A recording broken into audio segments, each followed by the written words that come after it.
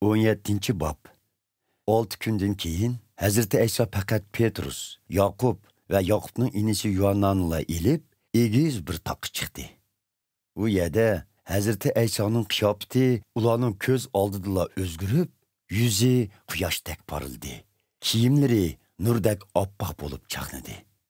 Tosattin şagirdlarga Musa peygamber ve İlyas peygamberinin Hazreti İsa bilen söylüşatqanlığı göründü.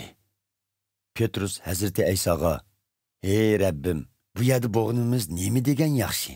Xalısınız biri sizge, biri Musa peygamberge, yani biri İlyas peygamberge dep bu yerge 3 kepi yasay," dedi.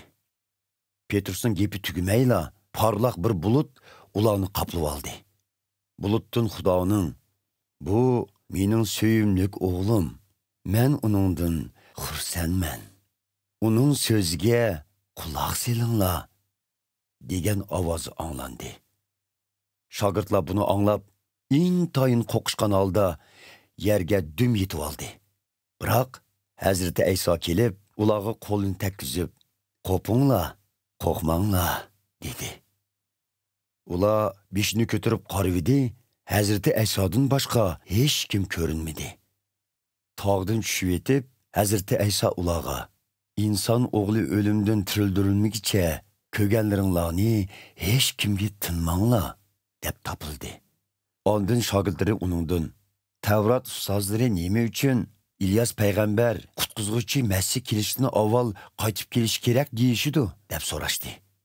Hazreti İsa javoban, "Albatta, İlyas peygamber cho'qim qutqizuvchi Masihdan avval kelib, hammani qilpig'i keltirdi. Bilib qo'yinglarki, İlyas peygamber allaqachon keldi.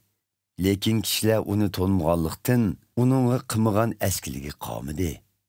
Xuddi shuningdek, ular inson o'g'lig'imi azob soladi," dedi. Shu chaqda shogirdlar Hazreti İsa'ning İlyas peygamberni tilga ilish orqali cho'mildirguvchi Yahyoni ko'rsatganligini tushundi. Ular ko'pchilikning yeniga borganida bir kishi Hazreti İsa'ning oldiga kelib, tizlanib, "Taqsir, o'g'limning holiga yetkaysiz. Bolaning tutqoqligi kesilib bo'lg'achqa, holi bek xarob. Doim o'tning yoki suvning ichiga tushib oldi. Uni shogirdlaringiz ep kelgan edim, saqaytolmadi," dedi. "Hey e'tiqodsiz va chirik avlod. Men sizlarning menga ishonmaganlarga yana qachongacha bardoshlik beray," dedi Hazreti İsa. "Bolani oldimga ep kelinglar." Hazreti İsa jinga buyruq qildi. Shuning bilan jin boladan chiqib ketdi. Bolami shu an saqaydi. Keyin Hazreti İsa yolg'iz qolganda, shogirdlar uning yeniga kelib, "Biz nima uchun jinni hayday olmadik?" deb so'rashdi. "E'tiqodinglar ojiz bo'lganligi uchun. Bilib qo'yinglarki, sizlarda qicha urg'udak cho'nglikda bo'lsa-mu, e'tiqod bo'lsaydi, u taqqa bu yerdan u yerga ko'ch desanglar, ko'chgan bo'ladi. E'tiqodinglar bo'lsa, qo'linglardan hech ish kechib qutula olmaydi. Biroq bundaq jinlarni duo qilish va ro'z tutish bilanla haydigili bo'ladi," dedi Hazreti İsa ularga. Ular Galiliya o'lkasida jam bo'lganda, Hazreti İsa ularga, "İnson o'g'li boshqalarning qo'liga topshirib o'ldirildi, lekin 3-chi kuni tiriladi," dedi. Bu so'z shogirdlarni g'am qayg'uga soldi.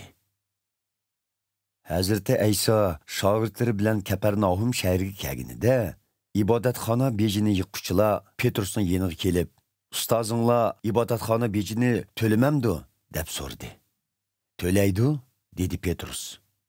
Petrus uyga kelganda, u texi bir nima demasdinla Hazreti İsa uningdan, "Simon, seningcha dunyodagi podsholar kimlardan boj oladi? O'z farzandlaridanmi yoki boshqalardanmi?" deb so'radi. Petrus, "Boshqalardan," deyishi bilan Hazreti İsa, "Bundaqda farzandlar bojdan xoli bo'ladi. Biroq boj yiquvchilarning tishiga tegmayli. Ko'lga berib, qamoqni tashla. Tutqan birinchi beliqning og'zini ochsang, bir tanga pul chiqadi. Uni elib, ikkimizning beji uchun ularga ber," dedi.